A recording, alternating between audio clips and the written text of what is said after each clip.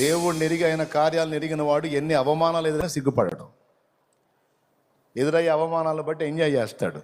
అనండ్రా, ఇంకా ఎగతాళి చేయండి రా, చెయ్యాలా, మీరు చెయ్యాలా, మీరు అనాలా, ఆయన వినాలా, అప్పుడు న్యాయం చేయాలా. చేయండి, ఎగతాళి చేయండి, హేళన చేయండి, ఏ విధంగానైనా చేయండి. నీ తోటి స్టూడెంట్స్ నిన్ను ఎగతాళి చేశారా, వేస్ట్ ఫెలో, వీడు వేస్ట్ గాడు, వీడట్లా, వీడిట్లా, ఓకే అనండ్రా, మీరు అనాలా. ఈ అవమానాలన్నీ నాకు తగలాలా, ఇవన్నీ నా దేవుడు వినాలా. మీకు తెలుసా, ఇందాక పాడా, నిషేధింపబడిన రాయి మూలకు తలరాయి అని. స్తోత్రం. దావీదు అనాలి. దావీదుని ఏమన్నారు? గొలియాతుని చంపితే ఏమి ఇస్తారని అడిగితే వాడు పోయి నేరుగా పెద్దన్నకి చెప్పాడు, దావీదు వాళ్ళ అన్నకి. వాళ్ళ అన్న పిలిచి ఏమన్నాడు? రే ఇట్రా, వేళ్ళంత లేవు నువ్వు, వాడి మీద యుద్ధం చెప్తావు నువ్వు, నీకు గర్వం రా, నువ్వు నీ బతుకు నువ్వు కొట్ట. ఖచ్చితంగా ఇంతకంటే ఫోర్స్గానే ఉంటాడు, ఎందుకంటే టెన్షన్ కాదు. మరి పొరపాటున యుద్ధానికి పోయి ఏమన్నా అయిపోతే వాళ్ళ నాన్న ఏమంటాడు? ఎస్ఐ, అరే పెద్దోడా, నీకన్నా మైండ్ ఉండొద్దంటారా. వాడు పిల్లోడు తెలిసి తెలియక వాడు ఏదో పోతానంటే నువ్వే నిద్రమోఖమే పనికి మాలోడు అనడు. అందుకని ఎక్కడ దావీదు పోతాడు అని ఏమన్నాడు తెలుసా? తిట్టాడు దావీదుని. తండ్రి అంటాడో అన్నాడు అన్నది సంగతి పక్కన పెడితే, అసలు ముందే దావీదు అంటే నచ్చదు. ఎందుకు నచ్చదో తెలుసా? ఎప్పటి నుంచి నచ్చదో తెలుసా? అన్నలందరి ముందు నిలబెట్టి సమూయేలు వచ్చి తైలం పోసాడుగా, అప్పటి నుంచి పెద్ద పోటుగాడు వీడు. నేను పనికి రాలేదంటే రెండోవాడు పనికిరాడు, మూడోవాడు పనికిరాడు, నాలుగోవాడు పనికిరాడు, ఐదోవాడు పనికిరాడు, ఆరోడు. ఈడు పెద్ద మొనగాడు, ఈడు గొర్రెలు కాసుకునేవాడు. వీడి కత్తి పట్టం తెలుసు, వీడికి పెద్ద రాజు అంటే ఈ రాజు. ఇలాంటి అగస్టాలు ఉన్నందుకే వాళ్ళు పక్కకు నెట్టాడు దేవుడు. దేవునికి స్తోత్రం. దీనుడు దావీదు అవమానపరిచాడు అంతమంది జనంలో, అక్కడ ఎగతాళి చేశాడు. నువ్వు పిల్లోడిలాగుండు, ఏందిరా నీవు చేసేదే, ఏంది నీకు చేత అయింది, పెద్ద మొనగాళ్ళలాగా, నీ బతుకేందిరా, నీ కెపాసిటీ ఎంత, ఏంటి నీ పొజిషన్ ఏంటి? అవమానం. ఇక్కడ ఈయన అవమానపరిచాడని రాజు దగ్గర పోతే అక్కడ సౌలు, వాడు అంత పొడుగు అంతలావు, నువ్వు పిల్లోడు అని ఆయన ఎగతాళి చేశాడు. అవమానాలు. ఏంద్ర సోదరులాగున్నారు, నేనేదో నా బలాన్ని చూసుకొని పోతున్నట్టు ఫీల్ అవుతున్నారు. నేను ఆయన మీద అనుకున్నానని గ్రహించరే మీ గుడ్డోళ్ళు. సరే అనండి అనండి అనండి అనండి అని అన్న మాటలన్నిటిని బట్టి కృంగిపోయి దిగులేసుకొని నిద్ర పట్టక నిద్ర మాత్రల మింగల, మానసిక రోగులు మింగే మాత్రల మింగల. ఆయన వైపు చూశాడు. ఏంటన్నాడు? పట్టించుకోదా మాటలు అన్నాడు. వాళ్ళు అంతే అంటారు, నువ్వు వెళ్ళు అన్నాడు. నువ్వు నేను నీకు తోడై ఉన్నాను అన్నాడు. అయిపోయింది. పోయాడు, శత్రువుని కూల్చాడు. కూల్చిన తర్వాత ఏమని ఉంటాడు పెద్దన్న? ఒకసారి చెప్పండి. జనమంతా పోయి దావీదును పైకెత్తి హడావిడి చేస్తుంటే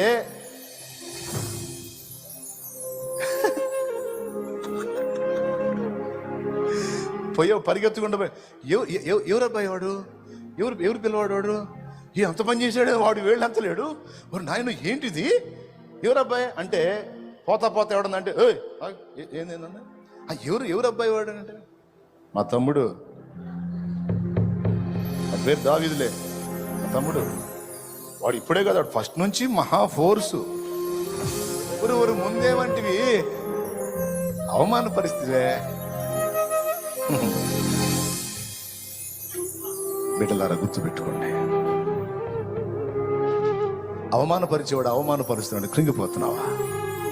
అనుకున్న కార్యం జరగలేదని దిగులు పడిపోయావా?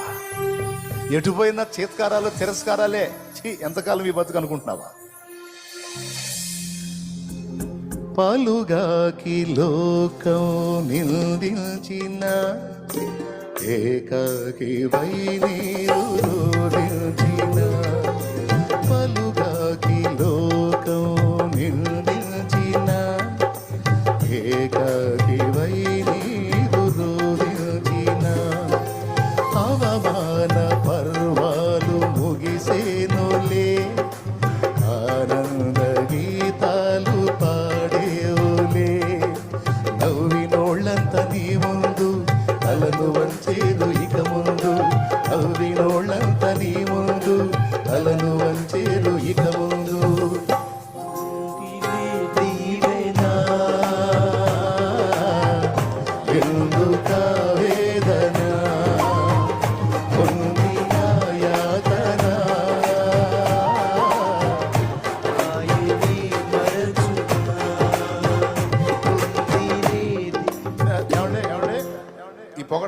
వస్తున్నప్పుడు దావీదు ఎలా ఫీల్ అయి ఉంటాడు? దావీదు మనసు నాకు కొంచెం గ్రహింపు ఉంది. దావీదు ఎలా ఫీల్ అయి ఉంటాడో తెలుసా? వాడు శత్రువు కూలిపోయినప్పుడు ప్రజలంతా వచ్చి దావీదుని పైకెత్తినప్పుడు, దావీదు అన్నలు వచ్చి దావీదుని పొగిడి మాట్లాడుతున్నప్పుడు విర్రవీగి చూసుండడు, ఆకాశం వైపు చూసుకుంటాడు.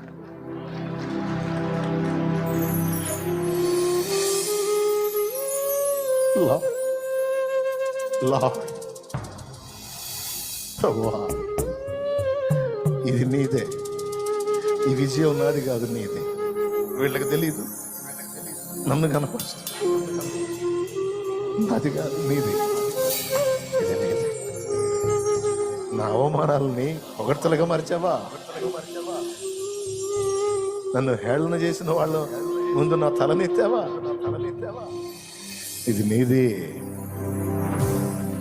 ఇది నీదే. సోదరుడా, సోదరే, వేస్ట్ గాడివిరా నువ్వు అనిపించుకొని ఉండొచ్చు. పనికి మాలిందన్న ఎంతో మంది చేస్తున్నారు, నువ్వు చావట్లేదు అనిపించుకొని ఉండొచ్చు.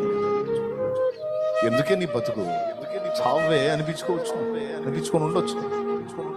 అది తలుచుకొని కొన్నిసార్లు నువ్వు ఏడుస్తుండొచ్చు పర్సనల్గా కూర్చొని. కొంతమంది నిన్ను అసోదరుడు, పెద్ద సోదరుడు, పనికిరాడు, వీడు ఊరకపోయేవాడు, వీడికి తెలివి లేదు, పాడు లేదు, ఎక్కడోళ్ళు చూడు, ఏడోళ్ళు చూడు, ఈడు చూడు, వీడి బతుకు చూడు అనిపించు. ఆ మాటలు గుర్తు చేసుకొని ఎవరు అర్థం చేసుకోవట్లేదు, తల ఓ మాట పొడుస్తున్నారు. ఏంద్రా ఈ మాటలతో చంపుతున్నారు నన్ను, ఏడ్చుండొచ్చు. కానీ ఒక్క మాట చెప్పని, నన్ను ఈ మాటలన్నీ నీ గుండెల్లో ఉన్న వేదనంతా నా తండ్రి చూస్తున్నాడు. ఆయన దీనుల దేవుడు, ఆయన దీనుల దేవుడు. గుర్తుపెట్టుకో తమ్ముడు, చెప్తున్నా ఈరోజు ఇంతమంది సమూహానికి చెప్తున్నా, ఎవరు ఎలాంటి అనుభవాల్లో కృంగిపోయి, కుమిలిపోయి, నలిగిపోయి, విసిగిపోయి ఉన్నారో. కొంతమంది అయితే ఈ మాటల గాయాలకి చచ్చిపోతే బాగుండని ఆత్మహత్య ఆలోచన చేయబోయిన వాళ్ళు కూడా ఉన్నారు, ప్రయత్నించిన వాళ్ళు కూడా ఉన్నారు. ఒక్క మాట చెప్పనివ్వండి, ప్రాణం తీసుకుంటావు ఏం ఒరిగితే, చచ్చిపోతావు ఏం ఒరిగితే, లేకపోతే వాళ్ళ మీద తిరుగుబాటు చేసి వాళ్ళు తిరిగి తిడతావు ఏం ఒరిగితే, ఏం కలత చెందద్దు. మౌనంగా ఆయన వైపు చూడు, ఆయన వైపే చూడు. ఆయన నిన్ను పైకెత్తిందాక, ఆయన నిన్ను ఎత్తి పట్టిందాక అట్లా ఓపికగా దీనుడివై కాచుకో. అనే మాటలన్నీ అననే, విను విను విను విను విను విను స్తోత్రం చెప్పు, స్తోత్రం చెప్పు, స్తోత్రం చెప్పు. ఆయన నిన్ను పైకెత్తిన నాడు ఆ నోళ్ళన్నీ, అన్న నోళ్ళన్నీ అలాగా ఆశ్చర్యపోతాయి, నోళ్ళు ఎళ్ళబెడతాయి. వీడు వేస్ట్ గాడు అనుకున్నావు, ఏందిరా ఇంత పొజిషన్లోకి వెళ్ళాడు, వీడు ఒట్టోడు అనుకున్నావు, ఏందిరా వీడు ఇంత ఘనకార్యాన్ని సాధించాడని. దేవుడిని ఎడల చూపేటువంటి కార్యాలను బట్టి వాళ్ళ నోళ్ళు మూతపడతాయి, వాళ్ళ తలలు దించుతాయి. ఎంతమందికి విశ్వాసం ఉంది? కహాని చెబుతున్నానా? భక్తులు అలా చేయలేదన్నా తండ్రి. విరిగి నలిగిన హృదయము గలవారికి యెహోవా ఆసన్నుడు. అలాంటి హృదయం దావీదు కలిగి ఉన్నాడు, యోసేపు కలిగి ఉన్నాడు. దేవుడు వారిని ఎత్తిపట్టాడు. ఈరోజు ఆయన బిడ్డగా, నా కుమారి కుమారుడా, నా తల్లి తండ్రి, అక్క చెల్లి తమ్ముడు అన్న, ఎలాంటి చేదైన అనుభవంలో ఉన్నావు, డోంట్ వరీ అనేవాళ్ళని అననే, కృంగిపోవాక. నీ పిల్లలు తిడుతున్నారా? నీ దీన స్థితిని బట్టి నువ్వు శుభకార్యాలకు వెళ్ళిన దగ్గర అవమానపరుస్తున్నారా? ఓకే అవన్నీ తీసుకోరా, తీసుకో తల్లి, తీసుకోనైనా తీసుకో, స్తోత్రం చెప్పుకో, గుర్తుపెట్టుకో. రేపు అవన్నీ మధురమైన జ్ఞాపకాలుగా మారబోతున్నాయి నీకు. నువ్వు ఏ కార్యాలకు వెళ్ళిన దగ్గర అవమానపరిచారా? డోంట్ వరీ, తీసుకో అవన్నీ, గుర్తుపెట్టుకో. అవన్నీ నీకు తీయని జ్ఞాపకాలుగా మారబోతున్నాయి. అవి నాకు వద్దు అనుకుంటే మరి రేపు మధురమైన జ్ఞాపకాలు ఏముంటాయి నీ జీవితంలో చెప్పు. అవి అనాలి వాళ్ళు, నువ్వు వినాలి, ఆయన వినాలి, నిన్ను ఎత్తిపట్టాలి. నీకు అదొక మధురమైన అనుభవంగా మిగిలిపోవాలి. ఈ మాట ఎంతమందికి అర్థమైందో చేతులు ఎత్తండి. వాడొత్త గాలుడు, వాడొత్త తాగుబోతాడు, వాడొత్త తిరిగిపోతాడు, వాడొత్తి పేకాటగాడు, వాడు డ్రగ్గిస్ట్. ఏమిస్ట్? డ్రగ్గిస్ట్, డ్రగ్గోడు. వాడు పనికినాడు, వాడు ఉరకపోయేవాడు. వాడు బతుకు మారిద్దా? నువ్వు డ్రింకర్వే, నువ్వు తాగుడు అలవాటు పడ్డావు, కానీ నీ గుండెల్లో కూడా మారాలని ఉంది, కానీ మానలేకపోతున్నావు. నీకు ఈరోజు శుభవార్త. అలా నిన్ను అవమానంగా మాట్లాడిన వాళ్ళందరి ముందు నీవు తల ఎత్తుకొని తిరగాలి అంటే దానిని జయించే బలమిచ్చే యేసు ఈరోజు నిన్ను పిలుస్తున్నాడు, రమ్మని. దా, నా లైఫ్ కూడా బాగుపడిద్దా? నా పాపాలు కూడా యేసు క్షమిస్తాడా? నన్ను కూడా ఆశీర్వదిస్తాడా? నాకు కూడా బెటర్ లైఫ్ ఉందా? ఉంది, ఉంది. నువ్వు విశ్వసిస్తే ఇది నిజం. నేను ఎదుర్కొన్న అవమానాలు, నేను సాక్ష్యం ఇస్తున్నా, అవమానాలు ఎదుర్కొన్న చాలా, ముఖం మీదనే దూషించా. ఒకసారి సింగిల్గా కూర్చొని నేర్చుకునేవాడిని. మరి నేను పాటలు, దేవుని ఇచ్చిన పాటలు రాసుకుంటానంటే ఆ అనుభవాల్లోంచి వచ్చినాయి ఆ తలంపులు. పరిశుద్ధాత్మ దేవుడు ముందు అనుభవాలు నేర్పి తర్వాత తలంపులు ఇచ్చి అవే పాటలు చేయించాడు. ఆయన చేసిన కార్యం. నేను ముగిస్తున్నా, మీరు జాగ్రత్తగా ఈ మాటలు తీసుకోండి. నేను ఫేస్ చేశాను అనుభవాలు, కానీ ఈరోజు దేవుని కృతజ్ఞతలు చెప్పుకుంటా ఉన్నాను.